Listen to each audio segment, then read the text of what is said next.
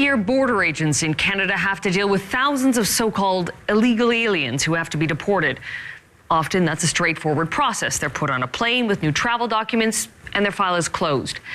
But sometimes it all goes wrong, and the end result can be a lot of human anguish and a staggering cost to the Canadian taxpayer. Tonight, we bring you two of those stories, beginning with a curious case of Michael Mvogo.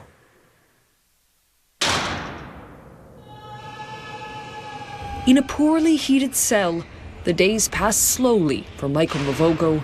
It's still cold because I use a tree blanket. It's still very cold, man. Sometimes he's alone in only a few square meters. Horrible, you know.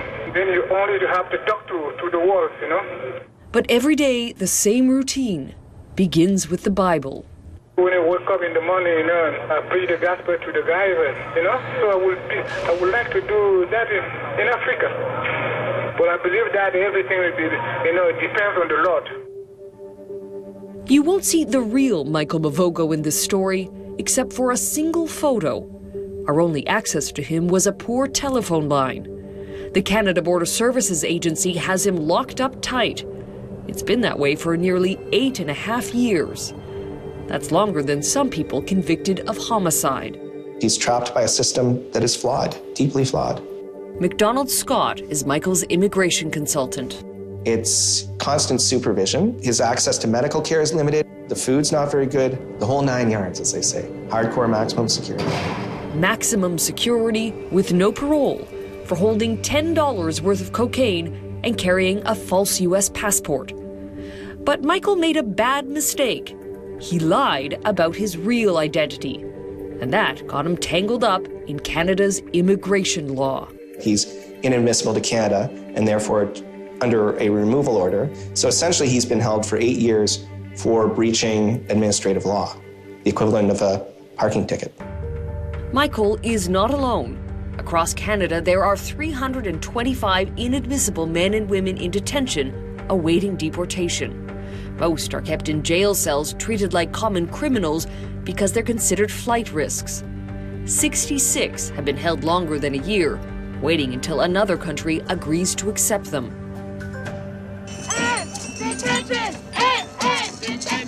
And just this week, friends and family members of some of those detainees marched outside a jail in Lindsay, Ontario, demanding their release. There's Michael, who's been held 8 years. There's another gentleman, the South African gentleman, who's been held 10 years. A client of mine is working with a woman that's been held 2-3 years while nursing her baby. So this becomes indefinite detention. The Canada Border Services Agency, or CBSA, says detention is a last resort, meant to safeguard the border. But some say the agency goes too far. We are violating the rights of Michael by indefinite detention. University of Toronto law professor Audrey Macklin. What is unjust is some misguided notion that if you detain him long enough, make his life miserable enough, then he will facilitate his own removal. A United Nations group has even called for Michael's immediate release. Aside from the human rights question, there's also the cost. It costs $239 a day to keep a detainee in a prison cell. That's $87,000 a year. Let's say worst case scenario, Michael got out and he went on welfare. We'd be paying $600 a month to keep Michael from starving to death. That's a lot less than $239 a day. But Michael was not your typical illegal alien. They sent his fingerprints to Interpol. What comes back? 8 different identities that he has lived under around the world. Adrian Humphreys is a National Post reporter. He's been following Michael's story for nearly 5 years. I mean, I think he clearly has been playing games. He first says he's an American citizen, grew up in the mean streets of Brooklyn. He then says he's from Haiti and he was raised in a family that has a voodoo priest as a patriarch. When that's disproved, he goes on to the next lie and the next lie. Michael says he lied out of a sense of shame. He didn't want to return to Africa and be seen as a failure. And then just go back there with nothing in my pocket. I was ashamed. 2011, the Lord told me to tell them the truth. His real name, he finally admitted, was Michael Mvogo. His country was Cameroon. To prove it, he filled out a questionnaire with details about his early life. One example, as a boy, he remembered playing football with a lemon. He gave a list of family members living in debt and a teacher who remembered him. But authorities were still skeptical. Once you're proven to be a liar, it's very hard for anyone to believe what you say. A recent immigration board ruling said Michael has engaged in identity fraud for 28 years, and that his latest claim cannot be accepted at face value. In any case, the government of Cameroon said they didn't want him either. They don't want to take back people who have a criminal record or criminal history. They don't want to take back people who have nowhere to go when they get into the country. It was at this point that Michael's story took a bizarre turn. The case fell into the lap of CBSA officer Reg Williams, a case that would cost him his position. My job as the director was investigating inadmissible people in Toronto. Williams is not in Canada, so once again, all you will hear is a voice on a long-distance line. Here's what he said happened to Michael. In late 2011, there was intense pressure from CBSA headquarters to get Michael out of Canada at all costs. There was conference calls, there were weekly updates, constant inquiries to what's going on. I could not help but feel that there was a request saying, move this along, don't sit on this case. For help, Williams turned to a mysterious figure, a Serbian fixer named Ivan Simic. Mr. Simic was a slick guy, smooth talker, goes to many embassy and consular functions across the world. I trusted him. He had a good rapport with Mr. Mvogo, and that was the key. Simic arranged a travel document for Michael using a contact in Guinea, one of the world's most corrupt governments. The price for the document? $5,000. Typically, a foreign travel document could cost from $35 to $200. So already the alarm bells would have been ringing that this was a highly unorthodox, unusual circumstance. But Williams says it didn't bother Ottawa. Headquarters didn't blink an eye when the cost was mentioned. And then I received an email saying, quote, you're good to go on this one, unquote. And that was my green light to proceed. So in December 2011, two CBSA agents pulled Michael Mvogo out of detention, put him on a plane, and promised him $3,000 in resettlement money. They flew to Conakry, the capital of Guinea, with a stopover in Paris to collect the fixer, Ivan Simic. By one estimate, the whole trip cost the Canadian taxpayer around $30,000. But it all turned into a fiasco. When they arrived, there was no foreign official there to meet them. No one, in fact, seemed to know what was going on. And according to my CBSA sources, Ivan Simic disappeared. The police commissioner at the airport in Conakry refused to accept Michael's travel papers, and that caused a standoff.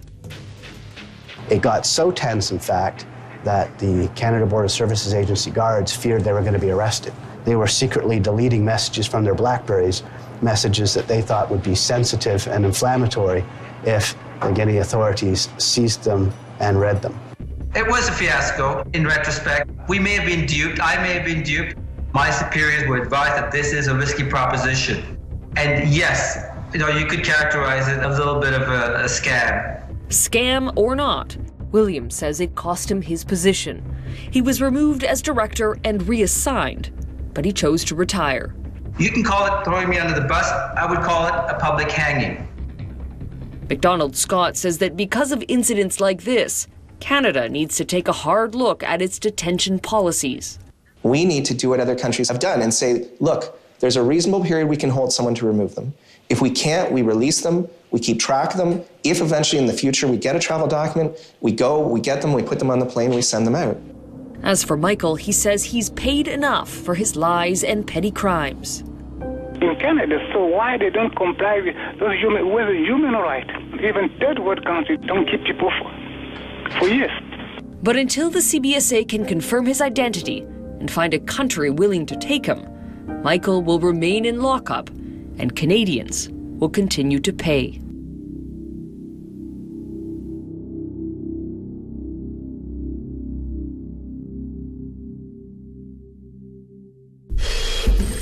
Next, citizenship revoked. I'm born here. Why should I be facing deportation to a country where I have never lived?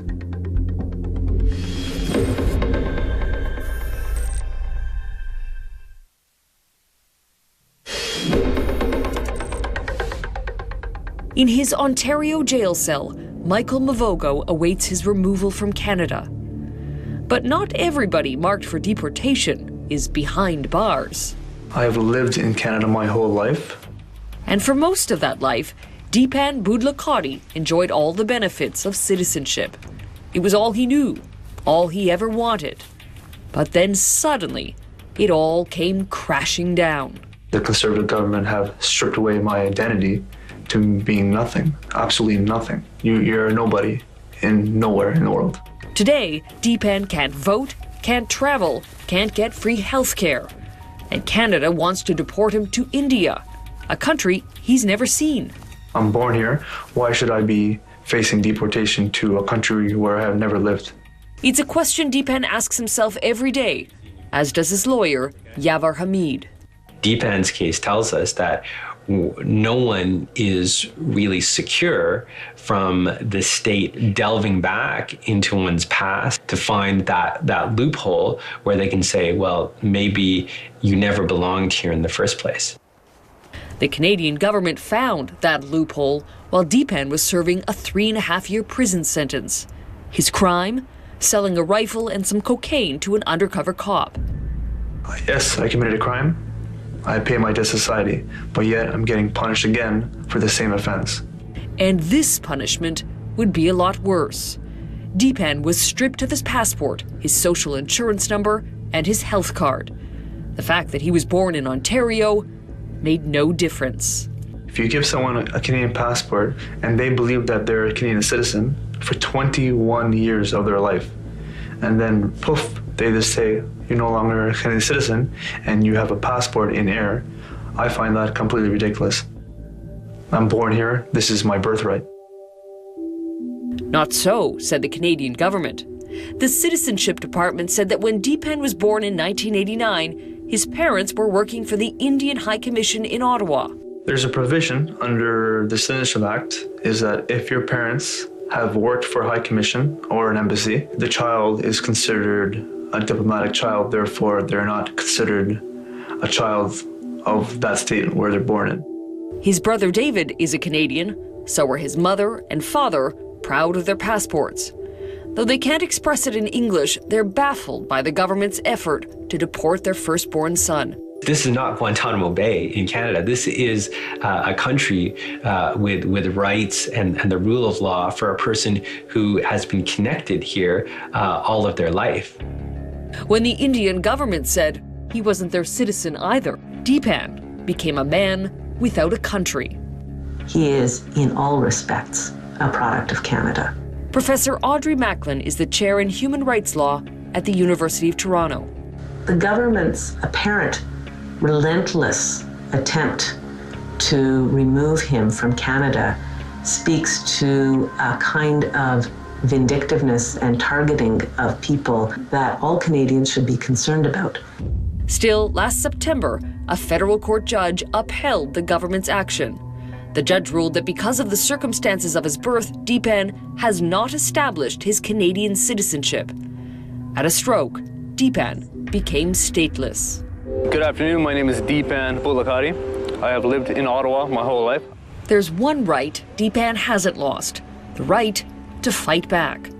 On YouTube and on hundreds of posters, he demands his Canadian citizenship.